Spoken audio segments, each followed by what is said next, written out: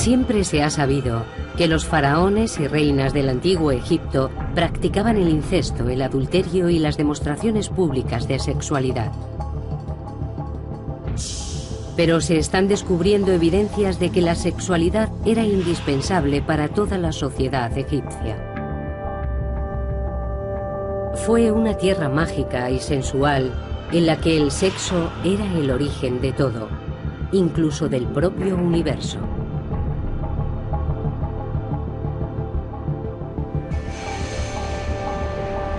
El sexo en la antigüedad.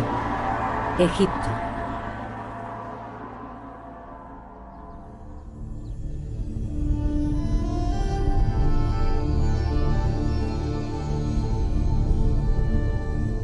El faraón Ramsés II fue el más importante de todos los faraones, y su apetito sexual estaba a la altura de su condición.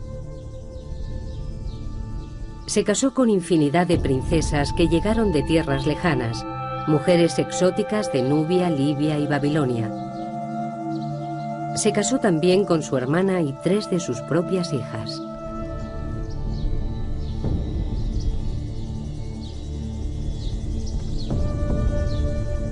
En el momento de su muerte, en 1213 a.C., a la edad de 91 años, Ramsés aseguraba haber tenido más de 20 reinas y multitud de amantes o concubinas. En los textos antiguos se recoge que fue padre de más de 100 hijos.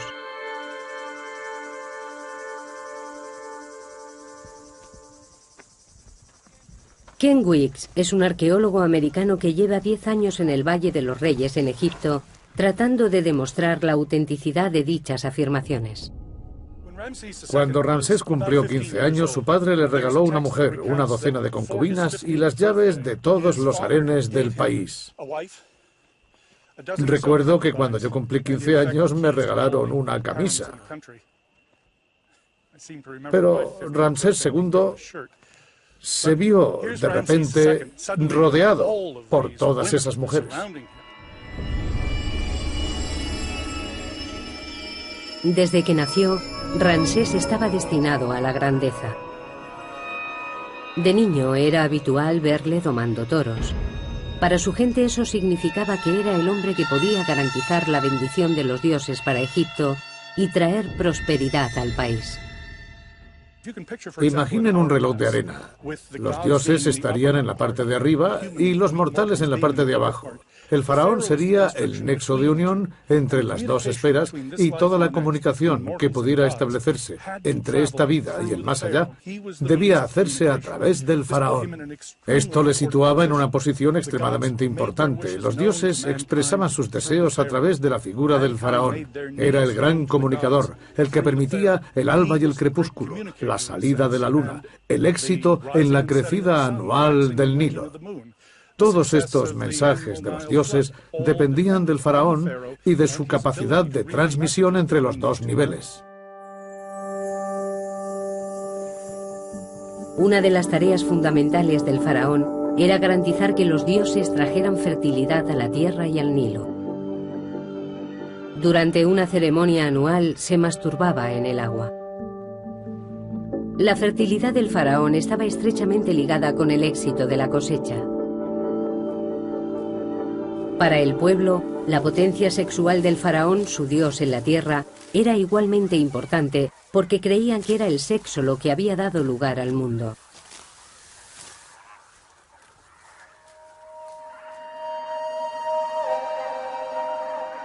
El primer poder del universo, el ser supremo Atum, surgió de la noche de los tiempos. Se masturbó y se convirtió en el dios Sol, Ra. Su semen dio nacimiento a los primeros seres divinos, Su, el dios de la luz y el aire, y su hermana Tefnut, la diosa de la humedad. Su vagina creó el rocío de la mañana. Su amor incestuoso creó a Nut, el cielo, y Geb, la tierra.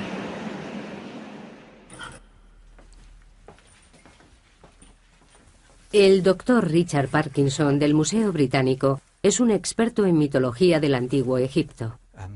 La actividad sexual era muy importante en los mitos egipcios.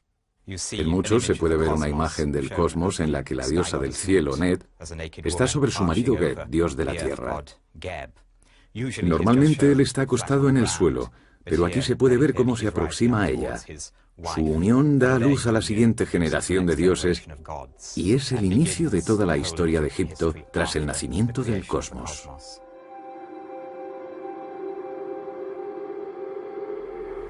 Los estudios de Richard Parkinson sugieren que solo el faraón y sus sacerdotes más allegados podían admirar estas representaciones íntimas de los dioses. En este papiro podemos observar otro ejemplo del icono religioso cuya carga sexual es bastante insólita para nuestra mentalidad moderna. Podemos ver una viñeta del cosmos en la que el cielo de la noche, representado como una diosa, está postrada sobre el dios de la tierra Geb. Y la autorregeneración de la fertilidad de la tierra está representada por una autofelación del rey, dando pie a una escena que en la cultura occidental presente solo se daría en el género pornográfico, mientras que en el antiguo Egipto se podía encontrar en las más altas esferas del arte religioso. Estos papiros pertenecían a una sacerdotisa, una mujer de la élite, y estaban colocados en un lugar sagrado de su tumba.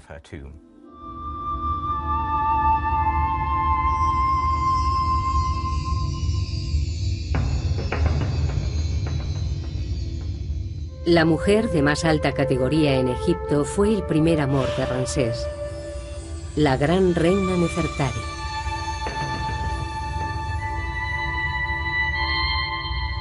Murió en el 24º año de su reinado. Fue enterrada en un sepulcro espectacular. Los muros perfectamente conservados nos muestran cómo la pareja real concebía su relación. La tumba está consagrada a la diosa del amor carnal, Hathor, la equivalente de la diosa griega Afrodita.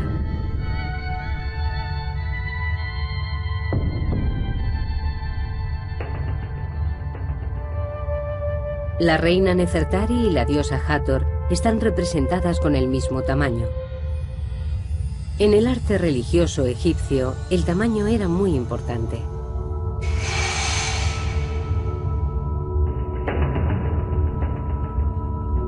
Ramsés creía que él y su reina estaban al mismo nivel de los dioses.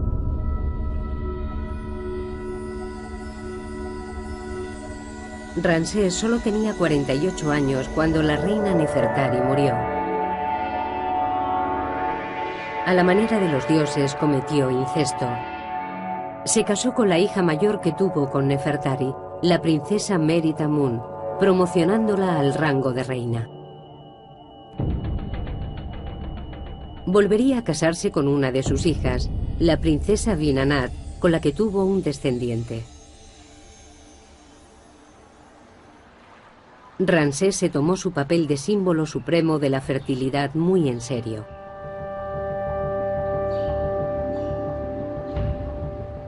Ken Weeks ha recorrido Egipto para probar las hazañas de Ramsés. En al menos 10 templos a lo largo de Egipto grabó las paredes con escenas de procesiones formadas por sus hijos. En una están representados nada menos que 29 junto con procesiones de sus hijas en orden de nacimiento. Y en cada caso una leyenda que detallaba su nombre y sus títulos. Ningún faraón dio tanta importancia a sus hijos como lo hizo Ramsés. Son objeto de frecuentes referencias en textos históricos que redactó acerca de las actividades de su reinado. Comprobarlo ha sido una tarea complicada. La tumba de Ramsés en el Valle de los Reyes fue destruida por una inundación. Sin embargo, su cuerpo, con más de 3.500 años, permanece en el Museo de Antigüedades de El Cairo. Cada día, cientos de personas visitan la momia del hombre que vivió como un dios, rodeado por sus hijos, sus mujeres, sus amantes y sus esclavas.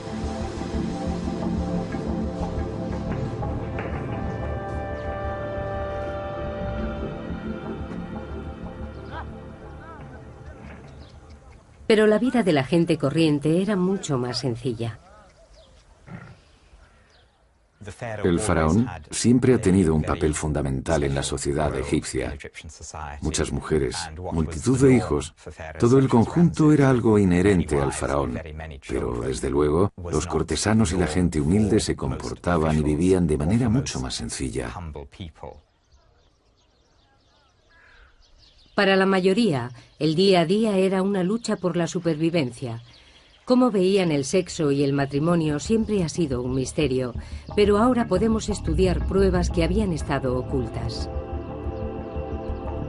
Datos que cuentan cómo la gente corriente llevaba una vida tan sensual y erótica como el faraón.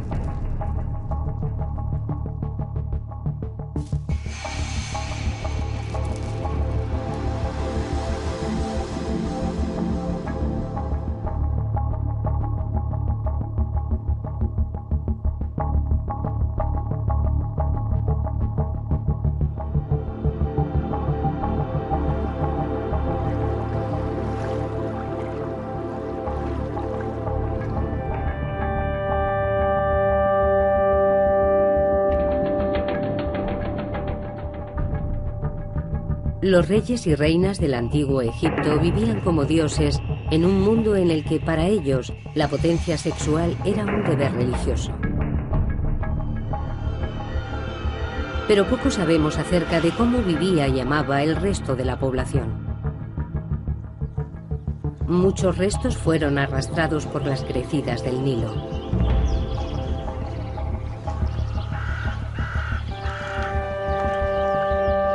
Durante 7000 años, toda la vida en Egipto se limitó a las orillas del río Nilo, en esta franja de frondosa vegetación. Más allá se encuentra el infinito desierto africano.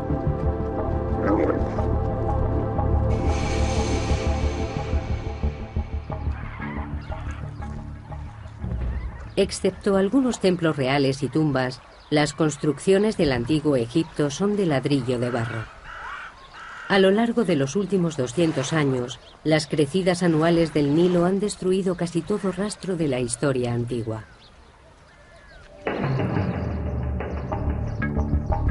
Por ello, el pequeño pueblo de Deir el Medina es un tesoro incomparable. Descansa sobre las dunas del desierto frente a la antigua capital, Tebas. Fue la residencia de los obreros que construyeron las tumbas reales cercanas. La profesora Lynn Meskel de la Universidad de Columbia lleva 10 años estudiando la vida en Deir el Medina. Sus resultados acaban de ser publicados.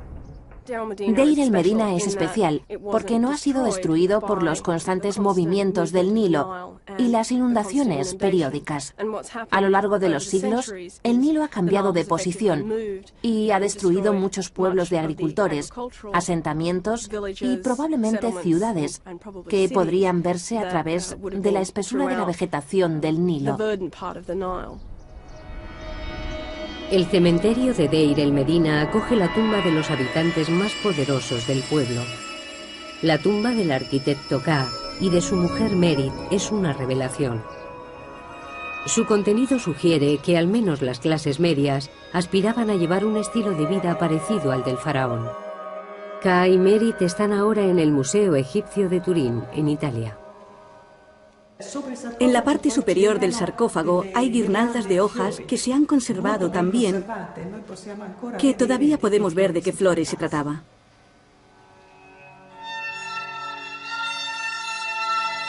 El aire seco del desierto ha conservado cada detalle de la tumba de 3500 años de antigüedad de Ka y Merit. Es evidente que la clase media de Deir el Medina dedicaba gran parte de sus ingresos a su aspecto. Las camisas de lino finamente tejidas de Ka con su nombre, las 50 prendas de ropa interior o su caja de maquillaje son prueba de ello, así como la peluca de Merit y su colección de máscara de pestañas y pintalabios. Los rayos X nos permiten observar sus posesiones más íntimas. Este cinturón probablemente esté hecho de tiras de oro con incrustaciones, que lo más seguro es que sean de oro también. Este tipo de ornamento era típico de las mujeres, ya que representa el sexo femenino. También encontramos pendientes, anillos y otros objetos menores. Y en el pecho de K vemos este escarabajo. Es el famoso escarabajo corazón que probablemente lleve una inscripción. Asimismo hemos hallado pendientes, anillos y todo tipo de ornamentos.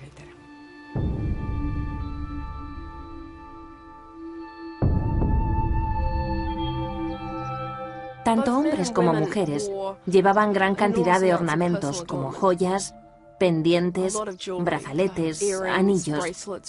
Y ambos utilizaban maquillaje, especialmente máscara de pestañas. Llevaban igualmente ingentes cantidades de perfume. Desde luego no se regían por nuestros criterios, según los cuales las mujeres son las principales portadoras de joyería. Los hombres también lucían joyas muy caras.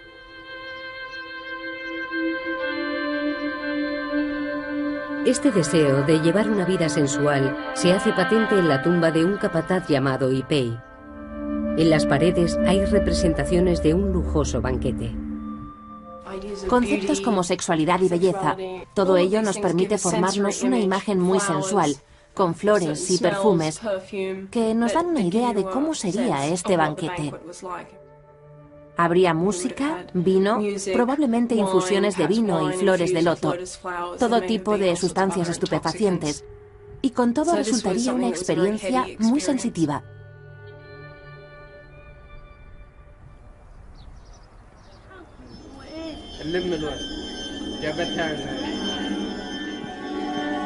Los habitantes de Deir el Medina eran artesanos. Al trabajar para el faraón, decidieron darle a sus propias tumbas ese aire de realeza. Pero también dejaron tras de sí restos de sus vidas cotidianas. Deir el Medina estaba lleno de paredes decoradas, cartas y documentos oficiales. Hemos encontrado documentos censales que nos dicen cuánta gente estaba registrada como habitante de esta casa. Parecen familias tradicionales, con sus abuelos y sus tías, pero creo que estas casas daban cobijo a mucha gente. Y si nos fijamos en la información genealógica, estamos en condición de afirmar que la gente llegaba a tener hasta 9 o 10 hijos.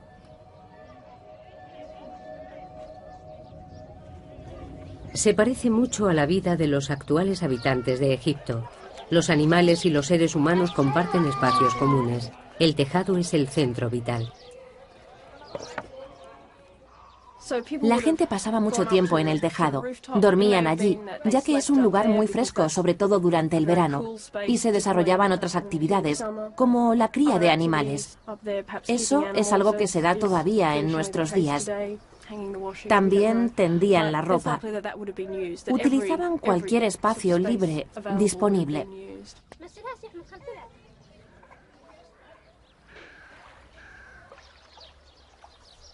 Aunque existen similitudes entre el Egipto actual y el antiguo, la actitud ante el sexo no podría ser más diferente. Cuando el francés Bernard Bruyère realizó las primeras excavaciones en Deir el Medina en 1900, encontró en todas las casas demostraciones públicas de imaginería erótica.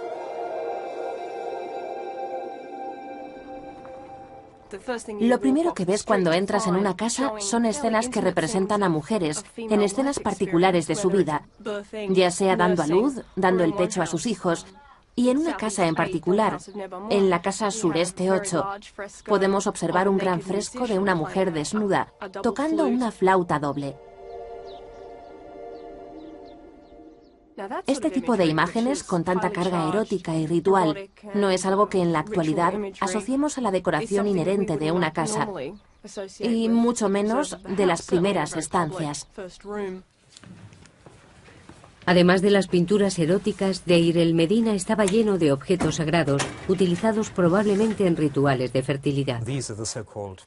Estos objetos fueron tomados por muñecas durante muchos años, ya que son pequeñas representaciones de mujeres y en muchos casos con peinados muy elaborados. Pero al final quedó claro que se trataba de objetos con gran carga sexual, ya que los genitales femeninos están claramente representados.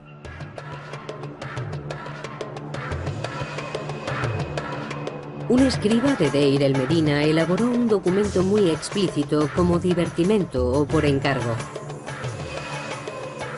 El papiro erótico de Deir el-Medina empieza con escenas normales de animales hasta que repentinamente cambia de tono. Algunos expertos han sugerido que estamos ante un tratado sexual o una alegoría religiosa. Otros apuestan por que se trate de un papiro satírico. Asumen que el hombre, al ser calvo, es un sacerdote, y la mujer, al comportarse de esta manera, deja claro que es una prostituta, por lo que se trataría de una sátira social. Pero creo que estas explicaciones son un tanto rígidas y académicas. Todo el papiro se desarrolla claramente en un contexto humorístico, como una parodia. El hombre hace gala de la tremenda flexibilidad de su pene, lo que es común en el género humorístico.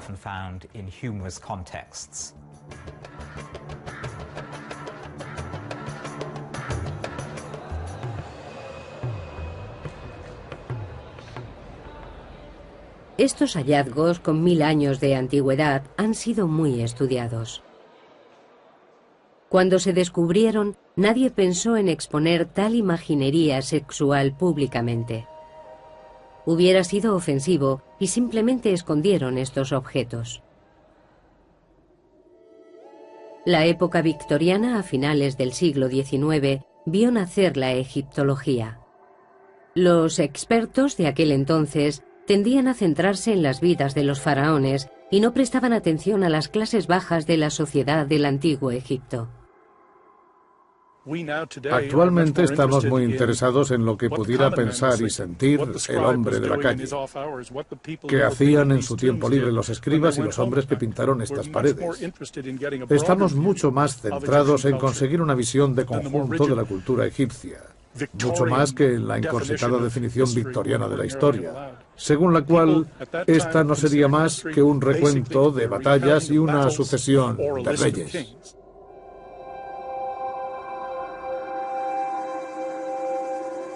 Los primeros arqueólogos no eran partidarios de estudiar objetos sexuales. Cerca del Valle de los Reyes, en Deir el-Bahari, los obreros de Deir el-Medina erigieron un enorme templo mortuorio para la reina Hatshepsut.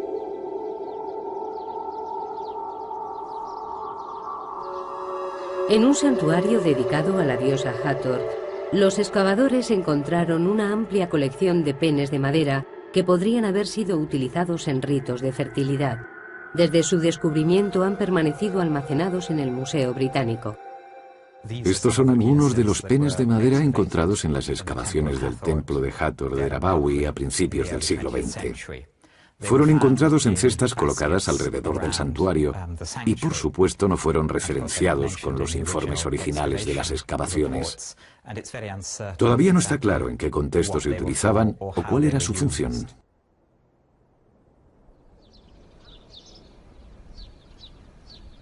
Encima del templo hay cuevas que los obreros de Deir el-Medina utilizaban para resguardarse del sol de mediodía. En una de ellas encontramos una pintura del antiguo Egipto. El profesor Mohamed el-Baili, director de antigüedades del Valle de los Reyes, mantiene esta cueva cerrada al público. Esta es una pequeña gruta o cueva donde se pueden observar dibujos representando escenas de contenido sexual. Los obreros que trabajaban en el templo se protegían del sol en estas cuevas durante los descansos y durante estos ratos libres se divertían. Imaginaban y dibujaban en las paredes de las grutas lo que les gustaría estar haciendo en ese momento y lo compartían con sus compañeros mientras descansaban en la pequeña cueva.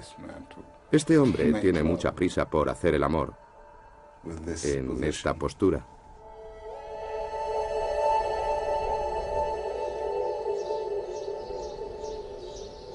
La imaginería explícita estaba presente en la vida egipcia desde los templos reales hasta las cuevas de los obreros. Pero hasta ahora nadie ha averiguado el motivo.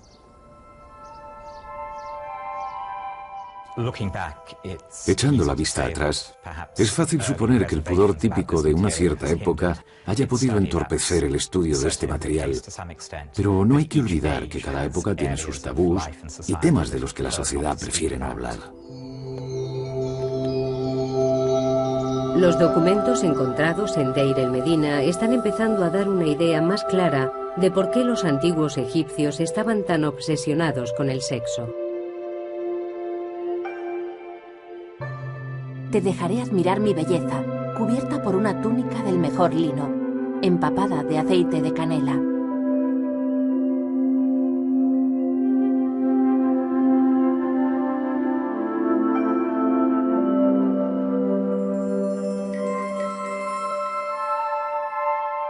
Noche, eres mía para siempre, ahora que mi maestra ha venido a mí.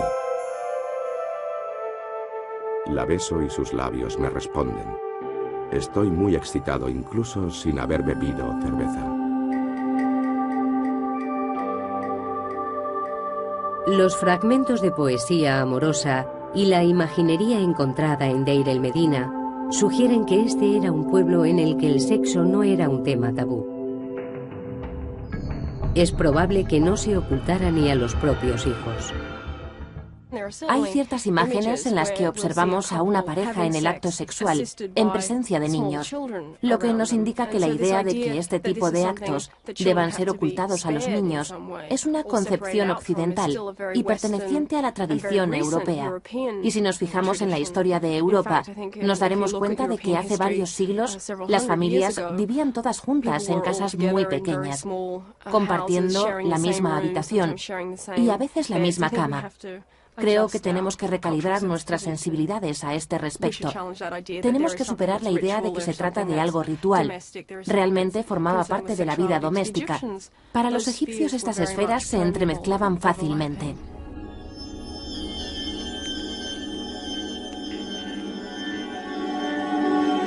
Cuanto más se examinan los hallazgos de Deir el-Medina, más evidente se hace que Egipto era un lugar en el que la depravación sexual no estaba criminalizada.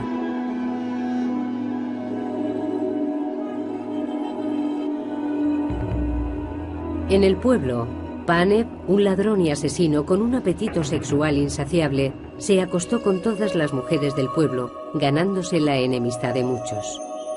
Su comportamiento fue denunciado y está recogido en el registro del tribunal de Deir el-Medina. El escriba recoge testimonios que aseguran que Paneb se acostó con varias mujeres casadas, incluidas una mujer llamada Hel y su hija Wegbet, que luego le entregó a su hijo, Arpekti, que se acostó a su vez con ella. Creo que el escriba se lo pasa muy bien y disfruta mucho recogiendo estos testimonios en contra de Paneb. Cuando escribe las palabras realizar el acto sexual con Neg, al principio del documento, está escrito con muchas florituras que dan la sensación de que realmente disfrutaba difamando el nombre de Paneb.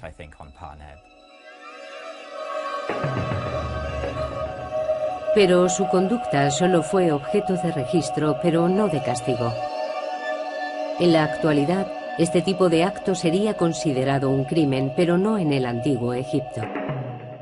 Se trata de algo repudiable y vergonzoso, pero demostraban una actitud muy práctica al respecto. El adulterio era algo común, y por ello no merece el castigo de la muerte.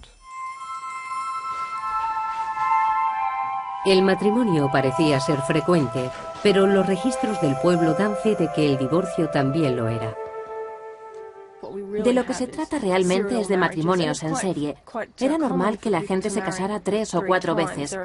Hay casos conocidos de mujeres también, que se casaban con varios hombres en diferentes momentos, manteniendo relaciones paralelas. El concepto de matrimonio era muy informal. La frase utilizada para referirse al matrimonio era encontrar casa juntos. No había ceremonias, simplemente vivían con su pareja. No había códigos civiles. El matrimonio no estaba regulado.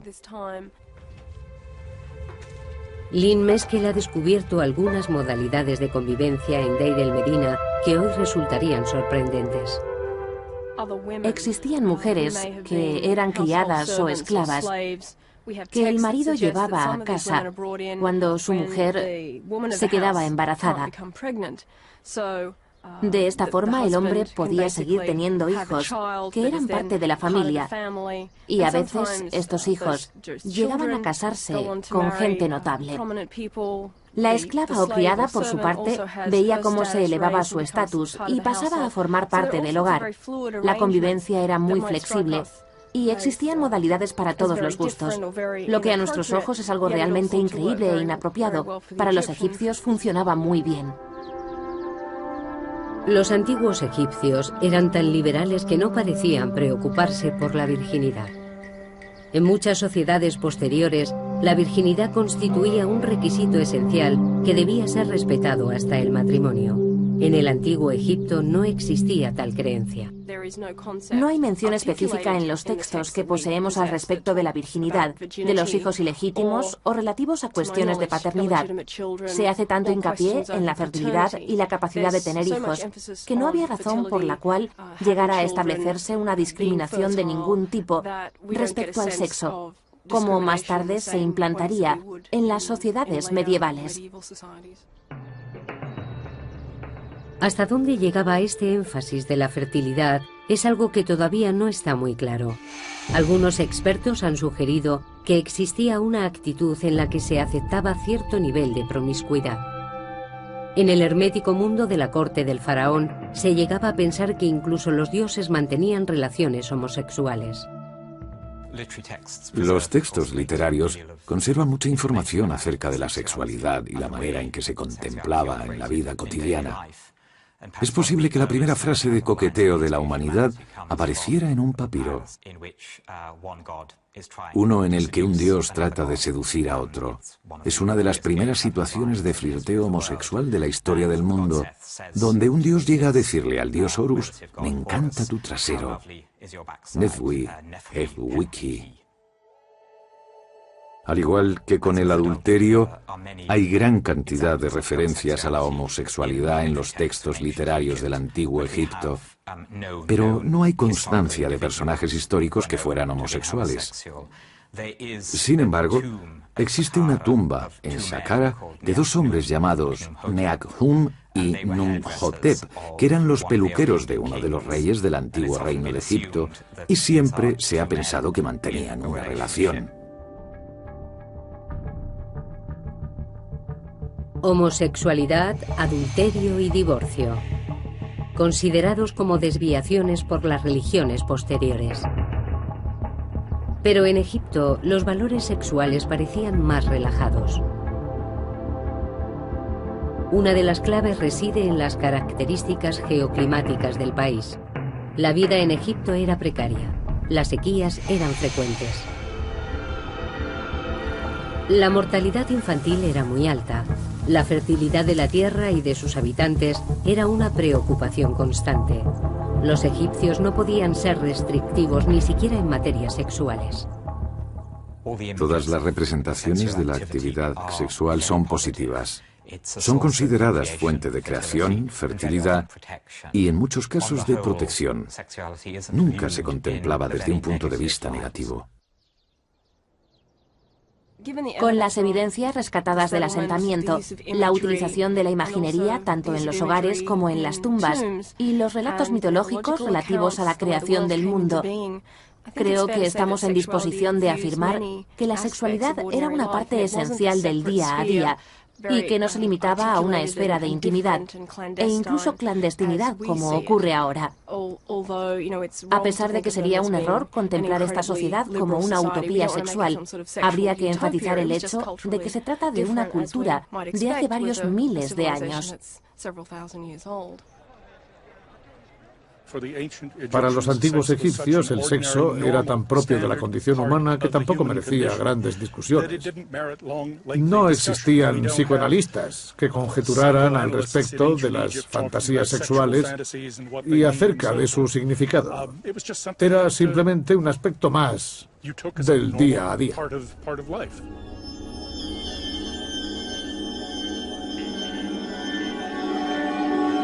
Los antiguos egipcios estaban lejos de sentirse acomplejados o culpables respecto al sexo. Por el contrario, el temor que existía era el de la infertilidad. El faraón podía contar con el apoyo de los dioses, pero la gente corriente no tenía acceso a los templos reales. Tenían que conformarse con recurrir a dioses menores y a la magia.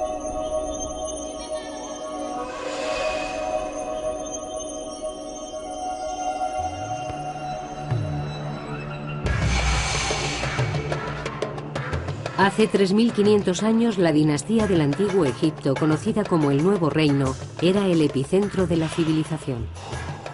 A pesar de que ciudadanos corrientes como el arquitecto Ka y su mujer Merit mantuvieran una actitud relajada respecto a las relaciones sexuales, existían ciertos temores como ser estéril o que hubiera complicaciones durante el parto.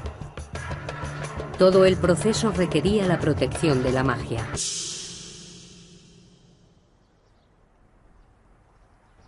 En el centro de cada casa de Deir el Medina hay una plataforma elevada. Durante mucho tiempo se consideró que dichas estructuras fueran camas. Lo característico y distintivo de muchas de las casas del pueblo son estas enigmáticas estructuras que Bruyère llamó lit clos. Son camas cerradas y durante mucho tiempo se pensó que eran el equivalente de la cama francesa. Pero si nos fijamos en su tamaño, nos damos cuenta de que sería un poco angustioso dormir en ellas.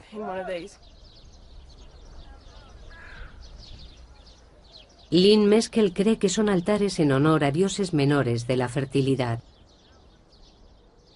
Se trata probablemente de una estructura de culto, pintada con imágenes del dios Bes. El dios Bes tenía una apariencia grotesca. Es posible que fuera representado ahuyentando a los demonios. Se puede apreciar, sobre todo en cómo saca la lengua, una actitud particularmente agresiva. Esto es lo más cercano al folclore que hemos descubierto en el Antiguo Egipto. Bes se usaba para espantar a los demonios que se escondían tras el manto visible del mundo.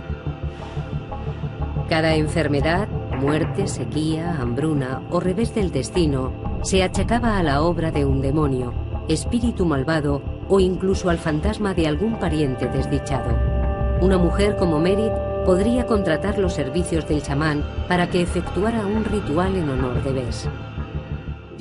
Es probable que recurrieran a dioses locales, a peregrinaciones y a cierto tipo de libaciones domésticas, como la ofrenda de comida, abluciones y ese tipo de cosas.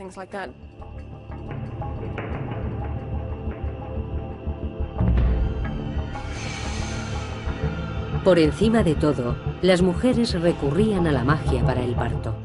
El parto era uno de los momentos más peligrosos en la vida de una mujer. Nos consta que la tasa de mortalidad infantil era muy alta, con lo que existía una demanda muy alta de rituales y amuletos de protección de todo tipo.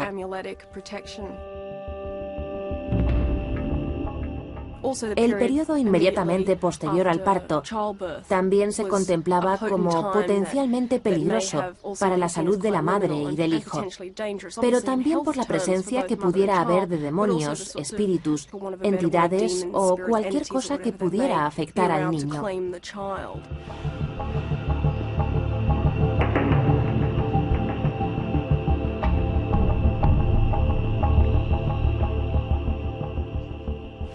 Muchos artilugios sagrados de la cultura egipcia han llegado en muy buen estado hasta nuestros días, tales como estas varas de marfil, utilizadas por los magos y sanadores durante los rituales de protección de los niños y mujeres, lo que se hacía antes, durante y después del parto. Existían muchos demonios que los magos invocaban para obtener protección, El reverso porta una inscripción que describía el proceso del ritual de protección para el recién nacido. Los hombres del antiguo Egipto también se sometían a procesos mágicos para asegurar su fertilidad. Su principal objetivo era tener un descendiente varón. Un hechizo que un hombre podía conjurar para que una mujer se acostara con él se obtenía mezclando esencia de aceite de rosa y una cabeza de pescado seco del Nilo.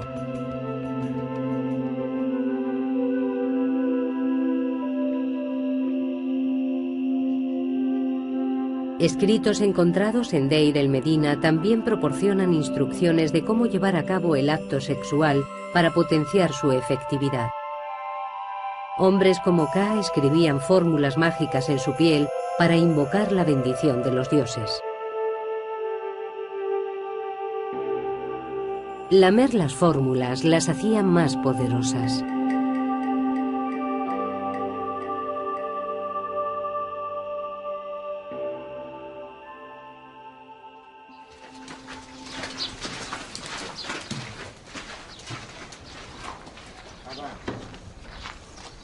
La preocupación por la fertilidad de los egipcios no se detenía con la muerte.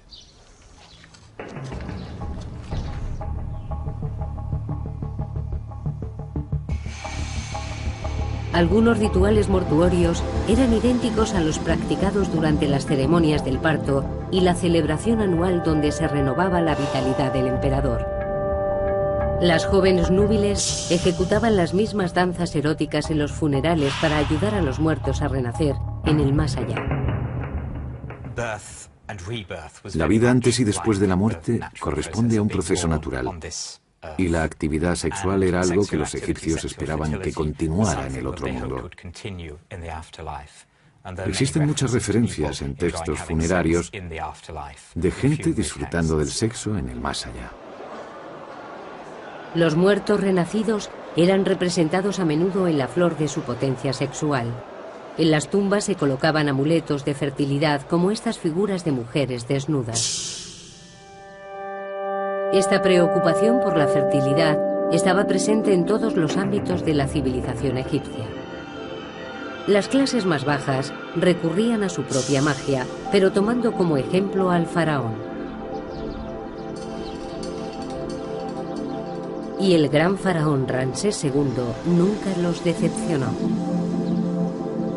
Muchas pinturas nos cuentan que fue padre de más de 100 niños. Sabemos poco sobre la familia de los faraones. En muchos casos no conocemos ni el nombre de sus mujeres. Nos encontramos con muchos problemas a la hora de establecer relaciones genealógicas. No sabemos dónde están enterrados los hijos e hijas de los reyes. Ramsés II es una excepción. Se esforzó mucho porque sus hijos tuvieran un puesto de honor en las crónicas, al menos los hijos de sus mujeres más notorias. Los niños eran jóvenes que podrían haber optado a suceder a su padre, y en su caso al menos tuvieron funerales de Estado, aquí, en el Valle de los Reyes. Pero nadie ha encontrado las tumbas de ninguno de los hijos. ¿Decía Ramsés la verdad? En 1983, Ken Weeks decidió hacer excavaciones en una pequeña tumba que se conocía simplemente como KV5. Quería comprobar su contenido antes de que convirtieran la zona en un aparcamiento.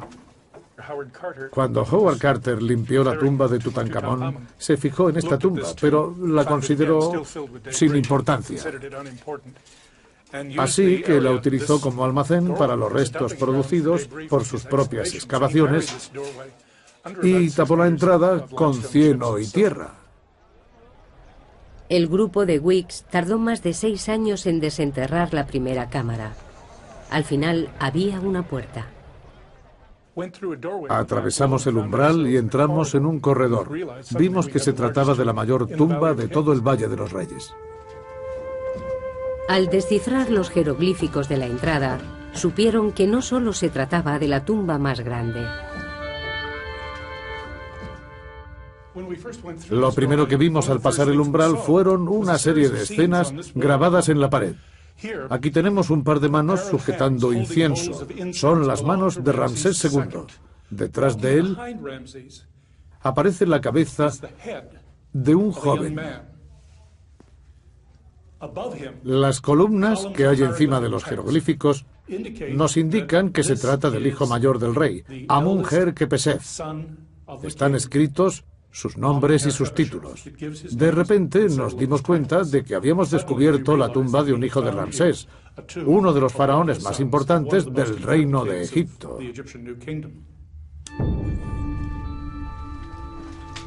Los egiptólogos han creído durante mucho tiempo que Ramsés tuvo más de 100 hijos, pero hasta ahora no se habían encontrado pruebas.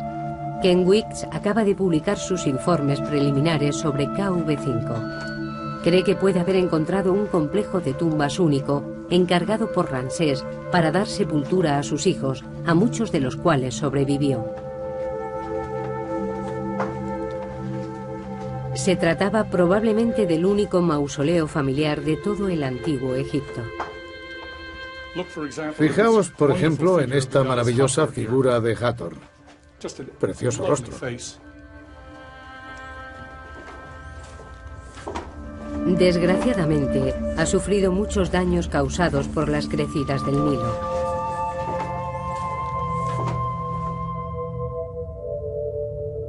En cualquier caso, es evidente que albergan más de 150 tumbas. Esta tiene 30 metros. Está excavada en la falda de la colina. Hay una serie de puertas, 16 concretamente dispuestas a cada lado del corredor. Está exactamente como lo encontramos. No hemos realizado ninguna prospección aquí. El equipo solo ha excavado una parte, pero ya han encontrado las tumbas de 6 de los hijos de Ramsés II y los restos de 4 más. Hemos encontrado restos momificados de 4 hijos de Ramsés. Este es un cráneo. Está en malas condiciones y todavía no lo hemos limpiado. Me da miedo tocarlo. Aquí tenemos otro cráneo con mandíbula inferior. Estoy prácticamente seguro de que se trata de un hijo de Ramsés II. También tenemos un esqueleto completo en la segunda cámara de la tumba. Lo hemos cubierto otra vez para evitar cualquier tipo de contaminación. Esperamos ser capaces de practicarle algunos análisis. Si no pueden ser pruebas de ADN, al menos rayos X y análisis estadísticos de materiales. Los compararemos con los restos momificados de Seti I, Ramsés II y Nerneptah, con los que es posible que haya tenido alguna relación.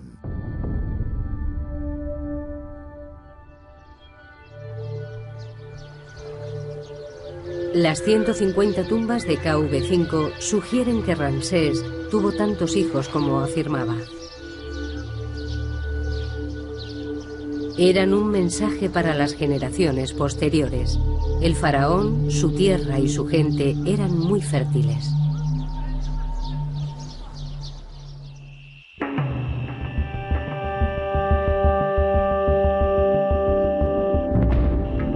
En el antiguo Egipto, el acto sexual formaba parte del día a día, de la religión, de las supersticiones, la vida doméstica e incluso los espacios públicos.